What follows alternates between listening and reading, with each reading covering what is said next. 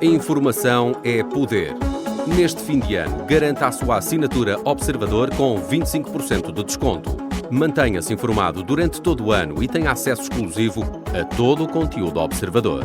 Acompanhe a atualidade com notícias relatadas ao minuto. Artigos de opinião, análise, newsletter e eventos exclusivos e mais, muito mais. Não perca esta oportunidade. Assine agora o Observador, poupe 25% em qualquer plano e assegure o acesso ao jornalismo independente em 2025.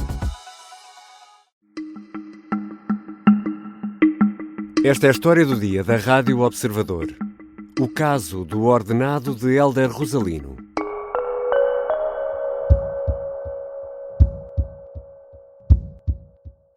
Esta mesma lógica permite, por isso, que o que é trabalho equivalente, chamadas tarefas horizontais iguais para todos, se concentrem com ganhos de eficiência, com capacidade, com tecnologia, sofisticação em entidades comuns.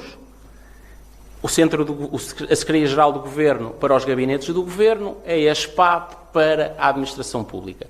No final de junho de 2024, na conferência de imprensa que se seguiu à reunião do Conselho de Ministros, Leitão Amaro elogiava a estratégia do próprio Governo de concentrar serviços e cortar encargos dirigentes. A Secretaria-Geral do Governo é citada como um dos bons exemplos de um novo organismo que vai permitir concentrar o trabalho de vários. O que o Ministro da Presidência não antecipava no verão era a polémica que estalou no final deste ano. Mais do que um nome, Hélder Rosalino, que foi a escolha inicial para ocupar o cargo, mais do que o nome, estava o problema do ordenado, cerca de 16 mil euros, e ainda alterações na legislação feitas, aparentemente, à medida da situação. Hélder Rosalino acabou por desistir perante tanta polémica, e é sobre tudo isto que vou conversar com a jornalista da secção de Economia do Observador, Beatriz Ferreira. Eu sou o Ricardo Conceição e esta é a história do dia, a última do ano, de terça-feira, 31 de dezembro.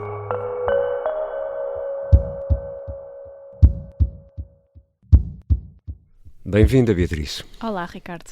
Quem é Hélder Rosalino? Hélder Rosalino tem 56 anos, é formado em gestão pelo ISCTE, tem uma pós-graduação em fiscalidade, é quadro do Banco de Portugal desde 1994, onde ocupou várias posições de diretor e de 2014 até setembro deste ano foi mesmo administrador do banco. Antes disso, entre 2011 e 2013, foi secretário de Estado da Administração Pública, durante o complicado período de intervenção da Troika. Para dar alguns exemplos, foi com Hélder Rosalino como secretário de Estado que a função pública passou para as 40 horas semanais. Depois António Costa voltaria para as 35 horas, mas Hélder Rosalino teve algumas derrotas, nomeadamente impostas pelo Tribunal Constitucional. Exatamente. Uma delas foi a medida que impunha um corte de 10% nas pensões dos funcionários públicos acima dos 600 euros, que chegou a ser aprovada, este corte chegou a ser aprovado pelo Governo, mas foi travado pelo Tribunal Constitucional. No currículo tem ainda a criação da CRESAP, uma entidade que foi criada para trazer maior transparência, pelo menos com esse objetivo, trazer maior transparência às nomeações na administração pública. E depois de sair do Governo, voltou para o Banco de Portugal. E foi fazer o quê para o Banco de Portugal? Assumiu no início de 2014 o cargo de diretor do Departamento de Emissão e Tesouraria, mas foi por pouco tempo. Nesse ano foi nomeado para a administração, onde fez 2 mandatos. No segundo mandato, que terminou em setembro deste ano, tinha, por exemplo, o pelouro dos sistemas de pagamento, emissão monetária, contabilidade, controlo, entre outros. Entretanto, a partir de setembro, deixou de ser administrador, mas ficou na instituição como consultor da administração, onde tem um salário inferior ao de administrador. E este novo cargo agora de secretário-geral do Governo A pessoa que ocupa este cargo vai fazer o quê? Quais são as tarefas? Bem, é uma nova função deste governo que resulta da reforma da administração pública, que é uma reforma que ficou estabelecida no âmbito das metas e dos objetivos que Portugal tem de cumprir para receber o dinheiro do Plano de Recuperação e Resiliência, o famoso PRR. Esta reforma do Estado começou a ser planeada e delineada pelo anterior governo, de António Costa, mas já foi posta em prática pelo atual. E o atual governo fez algumas alterações e até foi um pouco mais longe. E vai também centralizar os estudos, o planeamento, a avaliação das políticas públicas, e terá também uma pasta pesada, que é a de definir a formação para os trabalhadores públicos e o processamento das remunerações do pessoal. Há aqui uma lógica de poupança de recursos, e para termos uma ideia, em julho, quando o Governo apresentou estas alterações, disse que iriam cessar funções os dirigentes de 16 entidades, e estimava que em termos líquidos houvesse uma redução de 80 cargos dirigentes. Obviamente que terá de ter ajudantes. Quantos ajudantes terá este novo secretário-geral do Governo? Sim, terá toda uma estrutura, são 6 adjuntos e 9 diretores de serviço. Já voltamos à conversa com Beatriz Ferreira, jornalista da secção de Economia do Observador. Na segunda parte, o que diz a lei, e terá sido a lei alterada à medida de Hélder Rosalino?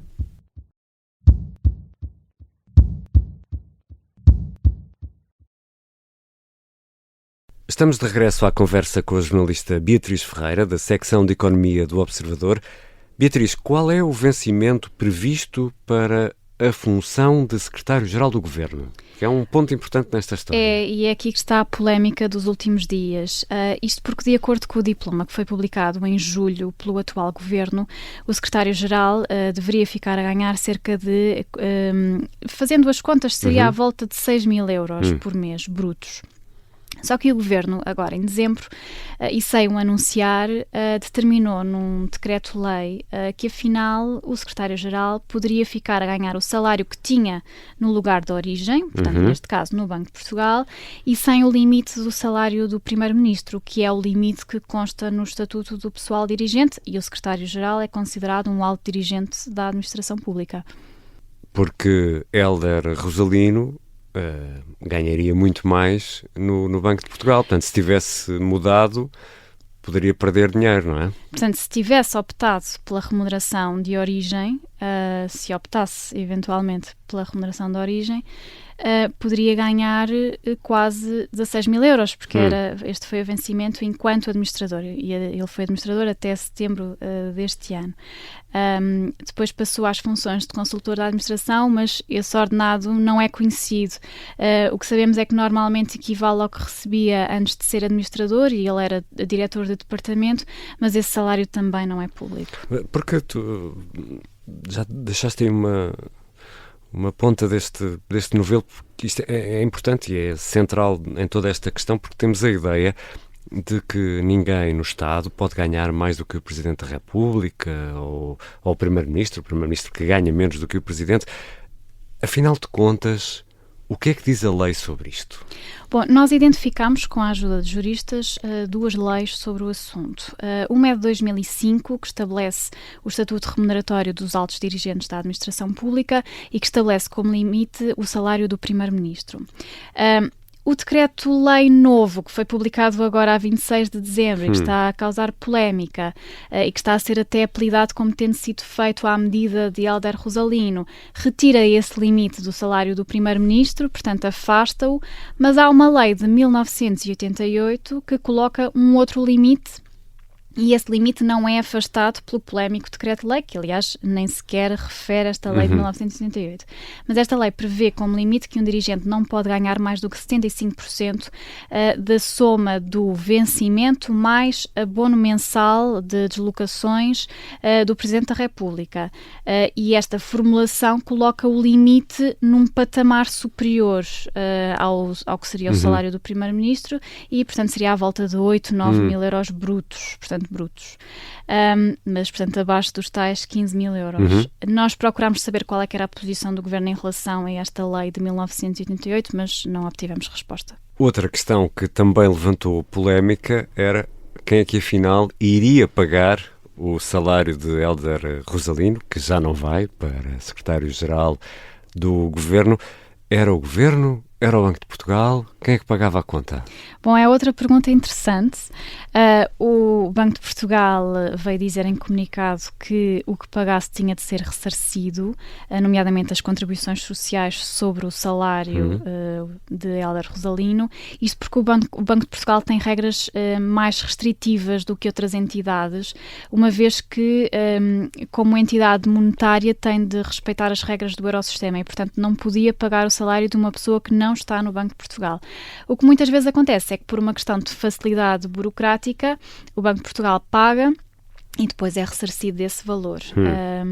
E provavelmente seria isso que iria acontecer. E Beatriz, no final desta história, e perante a polémica, Hélder Rosalino acaba por desistir e já não vai ser o secretário-geral do Governo.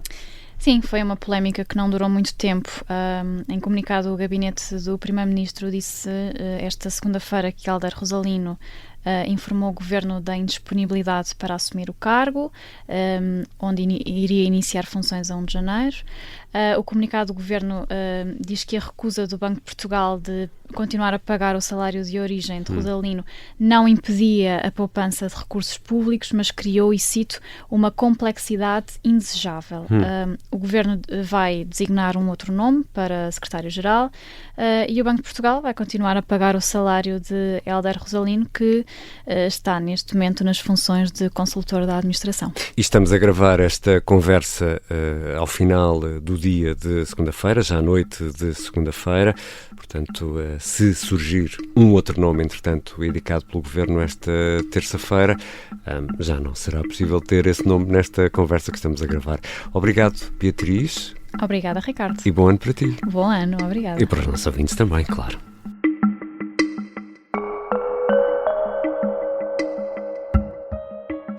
Beatriz Ferreira é jornalista da secção de Economia do Observador. Esta foi a História do Dia. A sonoplastia é do Pedro Oliveira, a música do genérico do João Ribeiro. Eu sou o Ricardo Conceição. Bom ano e até quinta-feira.